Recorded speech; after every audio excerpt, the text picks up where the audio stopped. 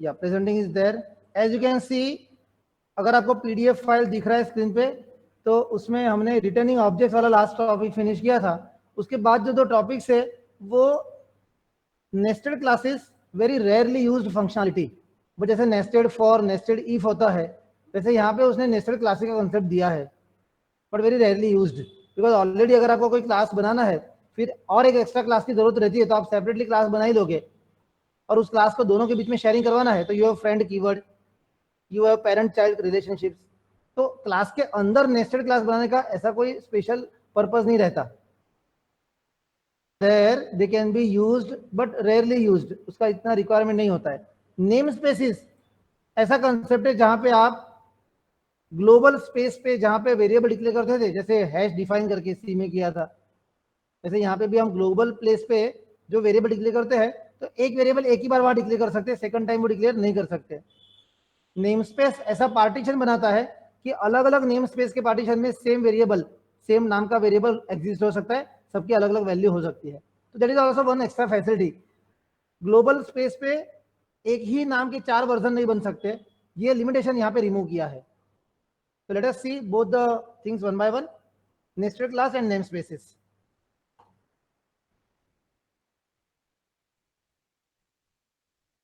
Nested class का example लेते हैं and how to create objects of it. Scope operator सबको पता है, we can use scope operator.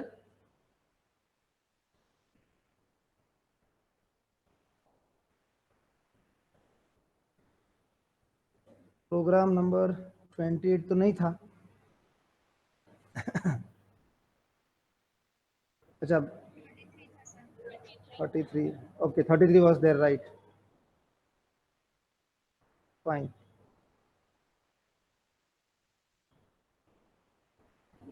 So we can go with 34 number or something, that's okay। तो क्या it will be,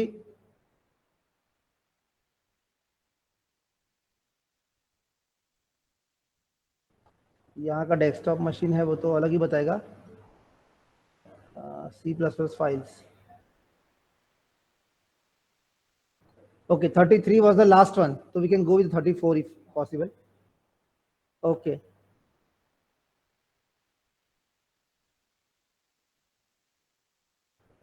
कोई programme open कर लेता हूं मैं फास्ट एंड उसका सिर्फ स्ट्रक्चर कॉपी करता हूं।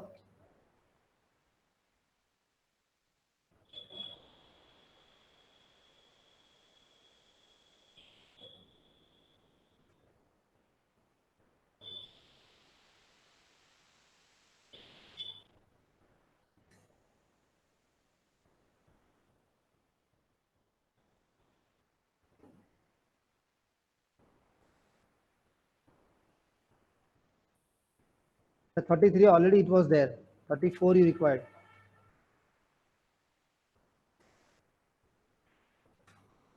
फाइन, 34 वाले फाइल में हम वर्क करेंगे।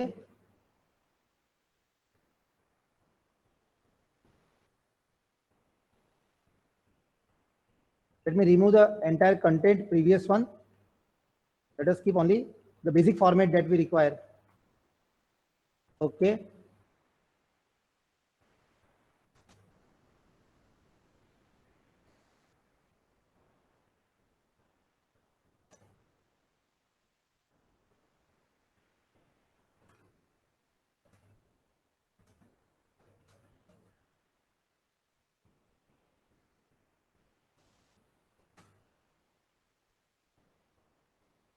लूप में जैसे बोलते हैं वैसे फॉर लूप, तो loop is within loop is a for loop, if condition within if condition is a nested if condition. वैसे ही a class declared within another class, it is called as a nested class.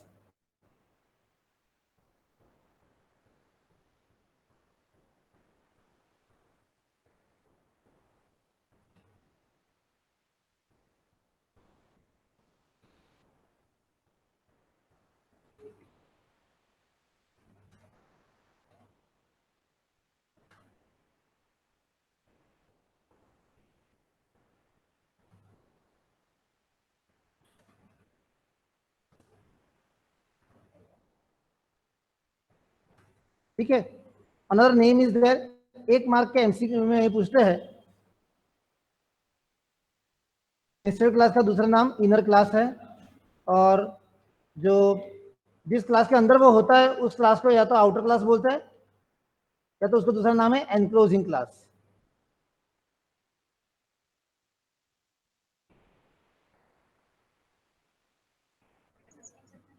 हाँ, outer class का जो object बनाएगा उसके अंदर ही inner class का object उसका पार्ट बन जाएगा।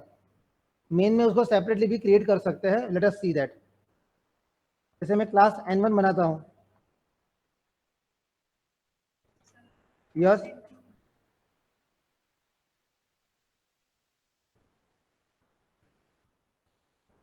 Correct. Will remove it under the hash include.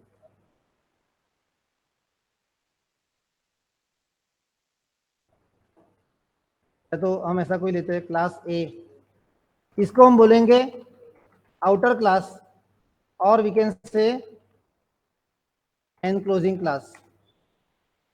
इस class we have one variable, say x variable is there, and public we have some method,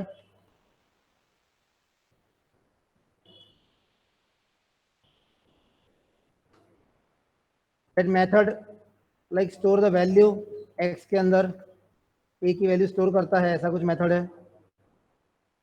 then there is a method called display, suppose वो method भी display, मतलब ये regular class है।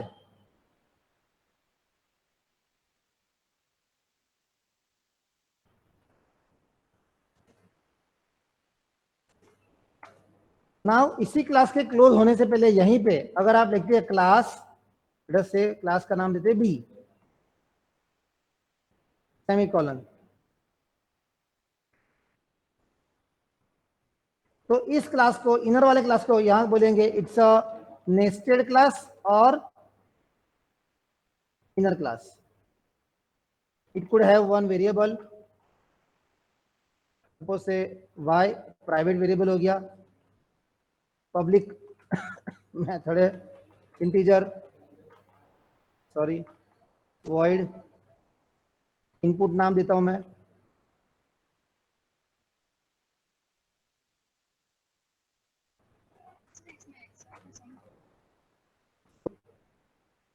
तो sir हम class ए का object बनाएंगे तो क्लास बी के लिए भी वर्क करेगा?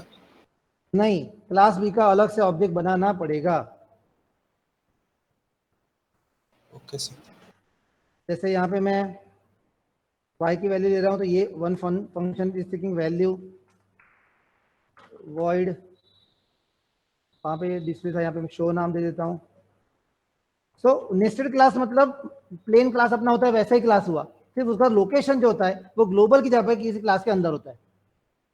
नेस्टेड क्लास का प्लेसिंग या location, it is instead of the global place, it is inside some other class, उतना चेंज है, तो उसको वैसे ही एक्सेस करना पड़ेगा। हाउ टू डिफाइन वो भी लिखना है, आई एम मिस्टेकन, मैं यहाँ पे ऐसे दे देता हूँ, मैंने इस तरह से डिक्लेयर कर दिया है, बट डिफाइन नहीं किया है, ओनली डिक्लेरेशन, राइट। और नेस्टेड और इनर क्लास, इसका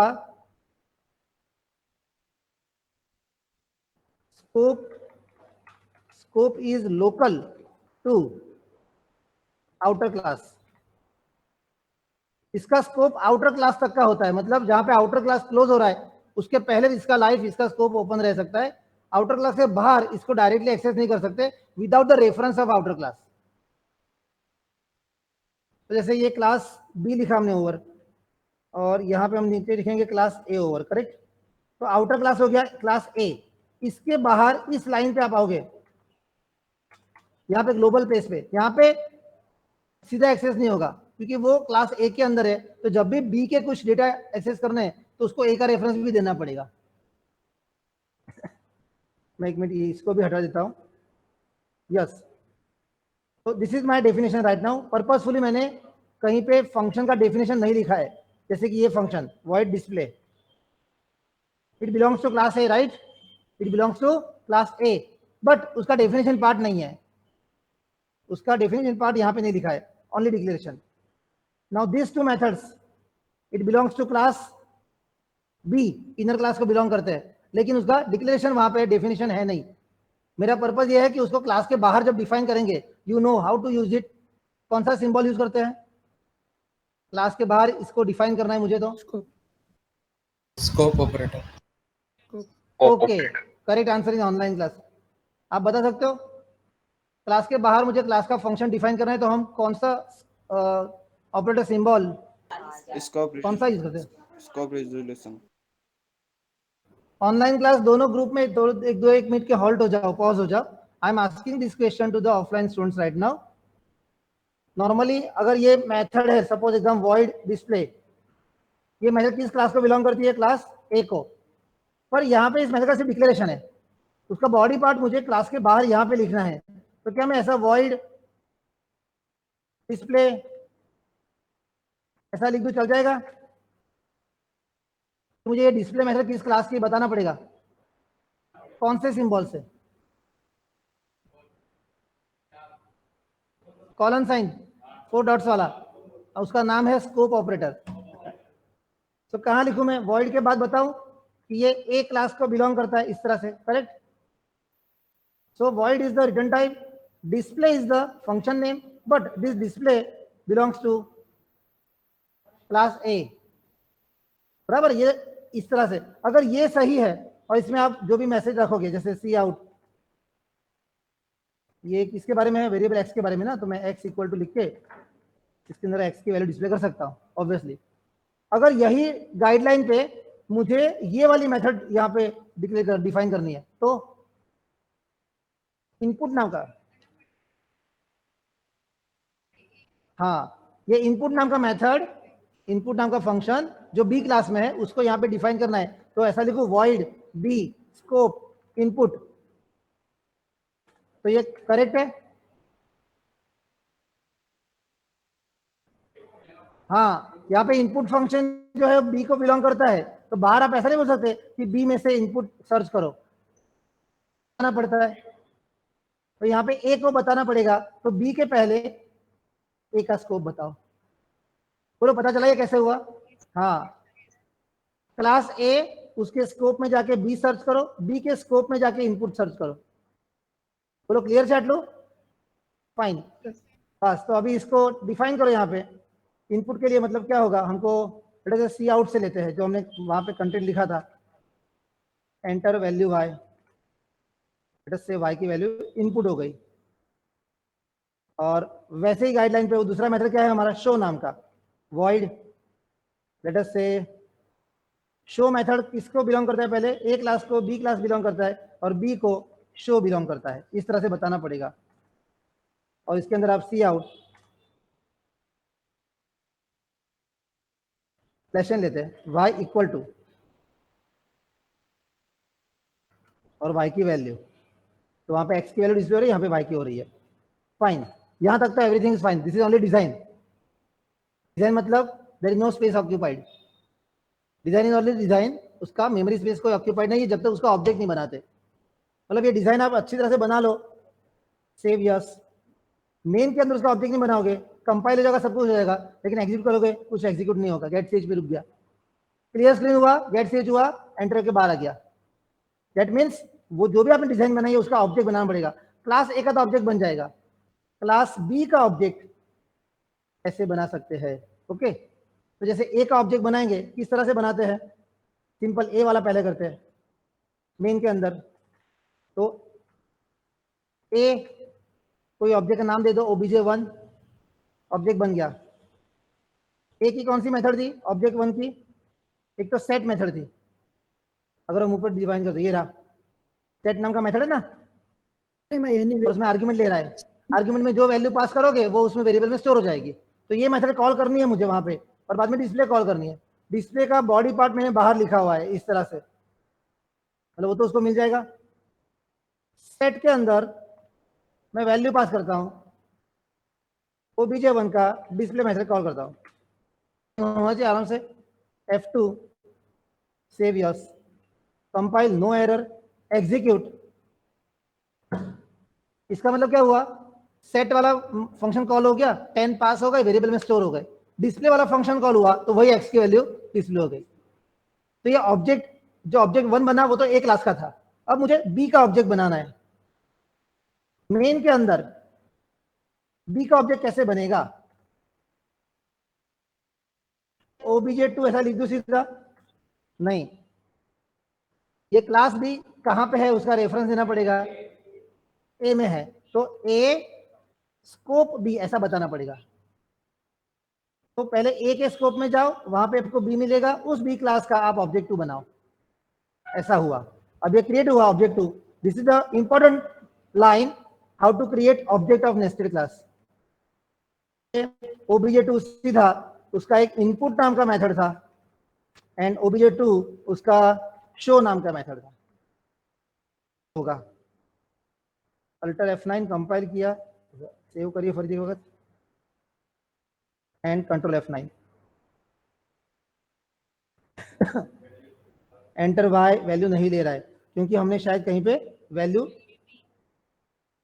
नहीं, इनपुट में लिया ही नहीं होगा। ये रहा इनपुट में अंदर सी आउट लिखा है सिर्फ, एंटर वाई ऐसा लिख के दिए, जो नहीं करनी चाहिए।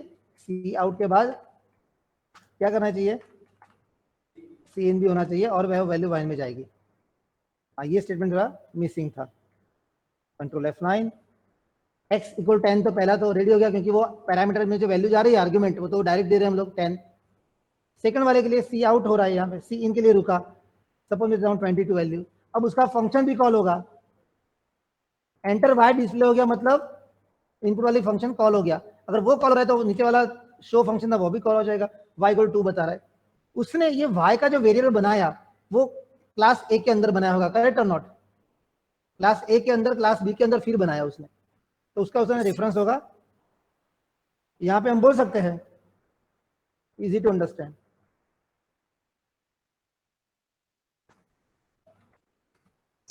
नेस्टेड क्लास और इनर क्लास बराबर है, और ऊपर जो ऑब्जेक्ट बनाया ये तो इजी था, ऑब्जेक्ट ऑफ नीचे नेस्टेड क्लास है, ये कौन सा क्लास होगा? आउटर क्लास, और दूसरा नाम बोलो enclose.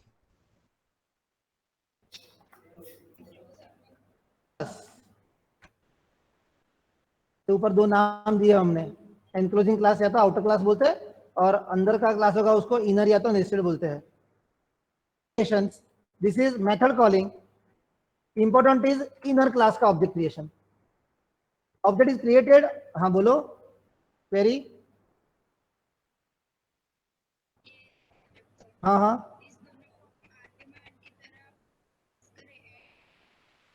Right, yes. There is a question on online class कि ये ऑब्जेक्ट 1 और 2 है, क्या उनको हम कोई ग्लोबल फंक्शन में एज आर्गुमेंट पास कर सकते हैं? पास इट आउट। अगर आप ऐसा %, लिखोगे तो वो ऑब्जेक्ट खुद जाएगा एड्रेस के साथ, और उसके अंदर के वेरिएबल पे वैल्यू चाहिए। एग्जैक्टली वही आपको वैल्यू चेंज करनी है तो एड्रेस पास करो, रेफरेंस पास करो, करेक्ट। और अगर उसकी कॉपी पास करनी है तो सिर्फ कॉल बाय वैल्यू जो कंसेप्ट बताया था। तो कोई ग्लोबल फंक्शन है, कोई ग्लोबल फंक्शन सपोज यहाँ पे लाइक से सम और समथिंग, आपको क्लास ए का ओबीजे एंड क्लास बी का क्लास, हाँ ये बताना पड़ेगा बराबर, इस तरह से पास होंगे। एक ग्लोबल फंक्शन यहीं पे कोई उसका आउटपुट बताओ समथिंग, सी आउट, देखो ट्राई करते हैं। प्राइवेट वेरिएबल है ना, प्राइवेट वेरिएबल तो यहाँ पे अलाउड नहीं होंगे हमारे अभी। हाँ एक्स और वाई तो प्राइवेट वेरिएबल है तो वो अलाउड नहीं होंगे। अगर इनका कोई सम वगैरह डिस्प्ले करना है कि ऑब्जेक्ट 1 के अंदर हमारे पास वैल्यू है 10, ऑब्जेक्ट बी के अंदर अभी वैल्यू बाहर से आएगी, वो इन दोनों का सम लेना है। फिट या तो हम इसके अंदर कोई फंक्शन बनाए पब्लिक वाला, हाँ फ्रेंड बना दो, फ्रेंड दोनों में लिखना पड़ेगा, और फिर वो फॉरवर्ड डिक्लेरेशन वगैरह सब कुछ आएगा क्योंकि क्लास ए और बी दोनों यहाँ बताने पड़ते हैं, राइट। तो थोड़ा कॉम्प्लेक्स हो जाएगा। एक हो सकता है कि यहाँ पे मैं इंट करके गेट नाम का फंक्शन बनाऊं, पब्लिक फंक्शन, और रिटर्न कर दूं मैं एक्स की वैल्यू। बोलो खबर पड़ गई? क्लास के अंदर गेट नाम का फंक्शन है, जहां भी कॉल करोगे वहां पे वैल्यू वापस मिलेगी, और ये फंक्शन पब्लिक में है, मतलब ये बाहर तो कॉल हो सकता है, तो इसका मतलब ये एक्स वेरिएबल को हम बाहर से टच नहीं कर सकते, प्राइवेट वेरिएबल है, बाहर से सीधा एक्सेस नहीं कर सकते, but through this function we can get the value out. बराबर है। सेम इसमें भी लगा देते हैं, लाइक इंटीजर, क्या नाम सेम हो सकता है?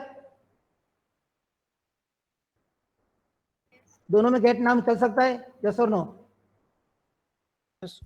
आउटर क्लास और इनर क्लास दोनों के अंदर सेम फंक्शन का नेम हो सकता है, क्योंकि इनर क्लास का जो गेट फंक्शन है, ये वाला गेट फंक्शन, उसका स्कोप क्या है? Class B. और ये वाला जो गेट फंक्शन है, उसका स्कोप क्या होगा? क्लास ए तक। दोनों के स्कोप अलग अलग है, बराबर ना? तो दोनों में गेट नाम का फंक्शन चलेगा। रिटर्न करवा देते हैं किसकी वैल्यू? लेट अस से y। અને અહીંયા ની લાઈન માં લખી નાખું છું just for our reference right now. So this get function, both classes have get function now. File save. बोलो आटू समझाइए बधाने? दोनों क्लास में गेट फंक्शन डाल दिया, इसलिए डाले कि ये जो ऑब्जेक्ट हम पास कर रहे हैं उसकी वैल्यूज हमको यहाँ पे गेट करवानी है। क्या हो सकता है कि एक इंटीजर वेरिएबल ले लो सम, ऐसा कुछ s, और s के अंदर obj1 का गेट फंक्शन पहले कॉल करो, तो इसका एक मेथड आएगा, प्लस obj2 का गेट फंक्शन कॉल करो और s को सी आउट कर देते हैं।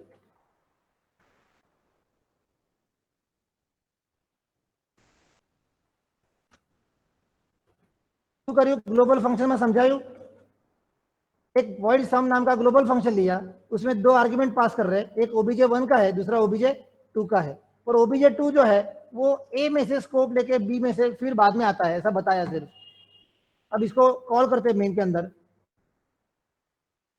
तो सम नाम का फंक्शन ये कॉलिंग हुआ, पहला obj1 दूसरा obj2, ये पास किया, ये डेफिनेशन और ऊपर का जो आर्गुमेंट है ये वाला, ये दोनों मैच कर देगा, तो ये कॉलिंग होगा।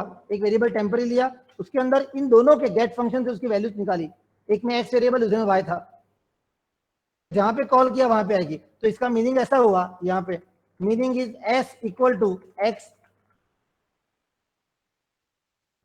ऐसा मीनिंग हुआ, यस और नो? पहला गेट फंक्शन तो एक्स वापस देगा, दूसरा गेट फंक्शन वाई वापस देगा, इन दोनों इस तरह से मीनिंग हुआ, पूरा स्टेटमेंट इस तरह से बदल जाएगा। Let us see what comparison error it can give. Fine. और अभी भी ये दोनों ऑब्जेक्ट जो जा रहे हैं वो बाय वैल्यू जा रहे हैं, है ना? तो हम यहाँ पे हमारे जैसे कंसेप्ट स्ट्रॉन्ग रखने के लिए लिखते हैं कॉल बाय वैल्यू चल रहा है अभी। चलो let this run now, alter F9, control F9। पहला तो 10 था ही, दूसरे का देते हैं 34, तो दूसरा प्रिंट होगा, सम देखो कितना प्रिंट हुआ, 44। ये लाइन सम इक्वल टू 44, ये लाइन हमारी ये वाली है, सम इक्वल टू 44। ये जनरेट करने के लिए एस वेरिएबल के अंदर दोनों की वैल्यूज रखिए। बेसिक प्रोग्रामर जो होता है, न्यू बोलते हैं, जो एकदम इनिशियल प्रोग्रामर, वो लोग इस तरह से लिखते हैं, क्या उसके अंदर स्टोर किया, बाद में डिस्प्ले किया। अगर एडवांस प्रोग्रामर होगा तो वो क्या करेगा, अगर ये एस आप डिक्लेयर करते हो, उस स्टोर करते हो और बाद में उस एस को यहाँ पे डिस्प्ले कर रहे हो, निकल सकते हैं। Can I remove them? Yes. उनकी जो फॉर्मूला है उसको आप यहाँ पे आउटपुट में डाल दो, रिमूव करना है तीनों को विदाउट डिक्लेयरिंग अ वेरिएबल। क्या मैं ऐसा लिख सकता हूँ, सी आउट उसका गेट और प्लस obj2 उसका गेट, उसको सी आउट कर दो। ये फॉर्मूला ऊपर देखिए आप इधर स्टोर हो रही है कि नहीं, सेम फॉर्मूला एस में स्टोर हो रही थी और वही एस को हम डिस्प्ले करवा रहे थे। तो ये एक लाइन लिखने से वेरिएबल डिक्लेरेशन, उसके अंदर स्टोरिंग, उसका डिस्प्ले सब निकल गया।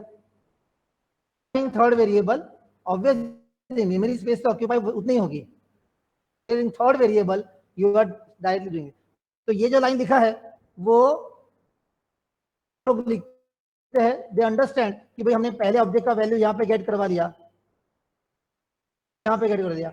हाँ बोलो। हाँ वेरी ट्रू, ये आउटपुट जो नीचे वाला है अभी वो टेम्पररी स्टोर होगा बफर मेमोरी में, और उसमें ऊपर में वो एस वेरिएबल में स्टोर होगा। तो उस एस वेरिएबल को आप बाद में रिटर्न करवाओ या तो उसका कुछ काम करवाने तो करवा सकते हो। आंसर आप किसी में स्टोर कर रहे हो, फिर वो स्टोरिंग वाला वेरिएबल का कहीं भी यूज हो सकता है। That is one extra facility you have जो इसमें नहीं मिलेगी। ये एडवांस प्रोग्रामिंग लाइन है। अगर आपका रिक्वायरमेंट है कि आपको ये स्कोप के बाद सम की वैल्यू भूल जानी है तो चलो, आपको उस सम की वैल्यू कहीं और पे यूज करवानी है तो डेफिनेटली आप उसको वेरिएबल में स्टोर करवाओगे। बराबर है, क्लियर? तो ये इस तरह से भी काम होना चाहिए। F2 सेव करो, कंट्रोल F9, चलो 33 देते हैं। 43 डिस्प्ले हो गया, देखो पास में आ गया, लेकिन नीचे आना चाहिए सी आउट में, लेकिन वो सिलेक्शन रखना रह गया। बट y इक्वल टू 33, उसके बाद में 43 डिस्प्ले हो रहा है। हाँ है ना, उसको सिर्फ यहाँ पे डिस्प्ले में my mistake was there, double quote slash n डालना रह गया तो नई लाइन में आ जाता। और आप जो भी आपको लिखना है, जैसे ऊपर लिखा था हमने सम इक्वल टू, ऐसा लिख दो।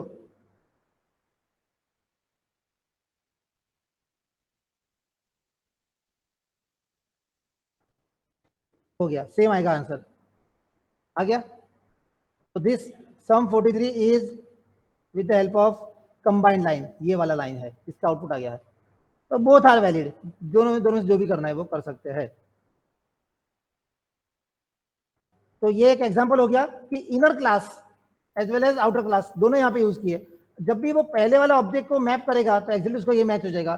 जब नीचे से ऑब्जेक्ट दूसरा दे रहे हैं हम लोग, उसको OBJ2 नाम दिया है, यहाँ पे भी वो नाम है, पास कर रहे हैं वहां पे भी नाम है, नीचे ये नाम सेम है और ऊपर डेफिनेट में नाम सेम है। नॉर्मली ये नाम सेम रखते हैं कंफ्यूजन रिमूव करने के लिए, अदरवाइज सेपरेट नाम भी चलेगा।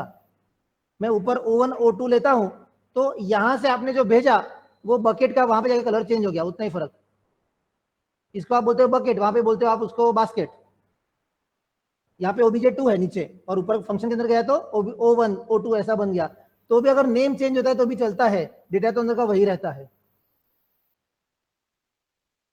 तो कोई प्रोग्रामिंग प्रैक्टिस में अगर इसको O1 इसको O2 बोलता है तो चल सकता है। Okay, that is also simply valid. इसलिए है कि जो नाम है वही रखा जाता है तो याद रहता है।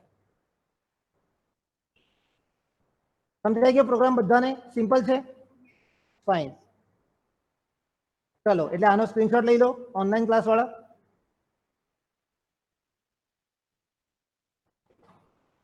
આ फर्स्ट स्क्रीन जिसमें आउटर और इनर क्लास दोनों के मार्किंग है, मतलब रिमार्क लिखा हुआ है, फर्स्ट स्क्रीन।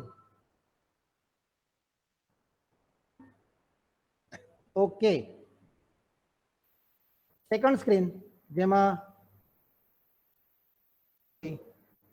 આટલું રાખીએ, ધીસ ઇઝ સેકન્ડ સ્ક્રીન।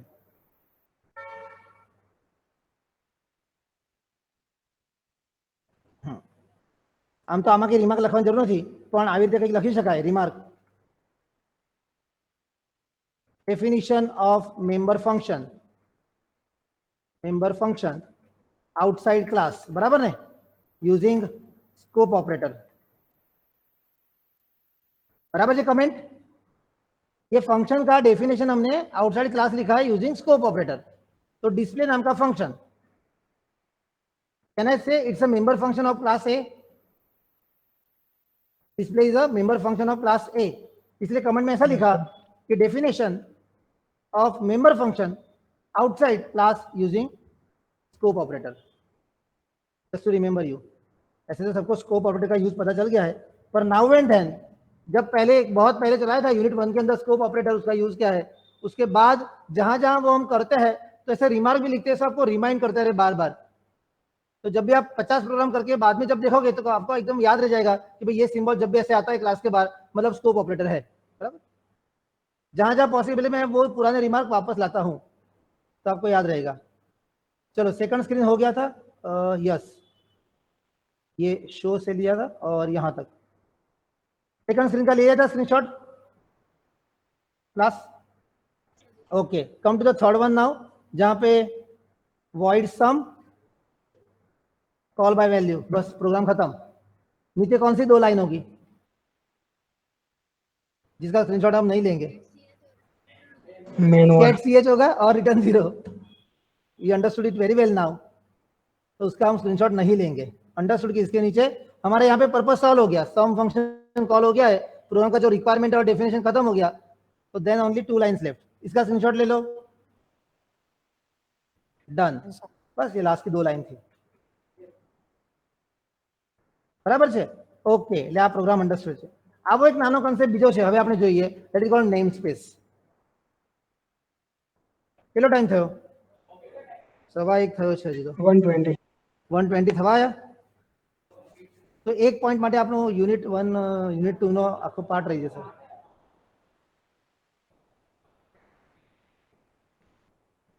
એક મિનિટ, ક્યાં ગયું?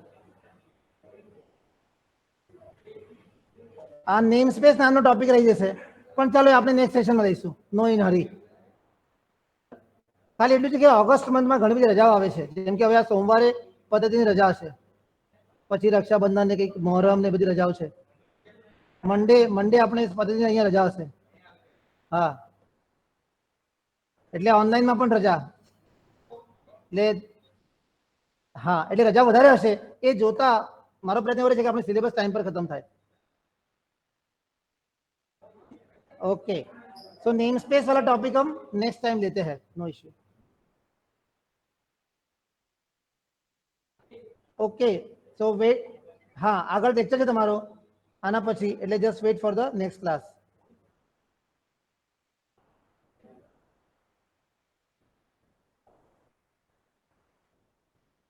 ओके बाय बेटा।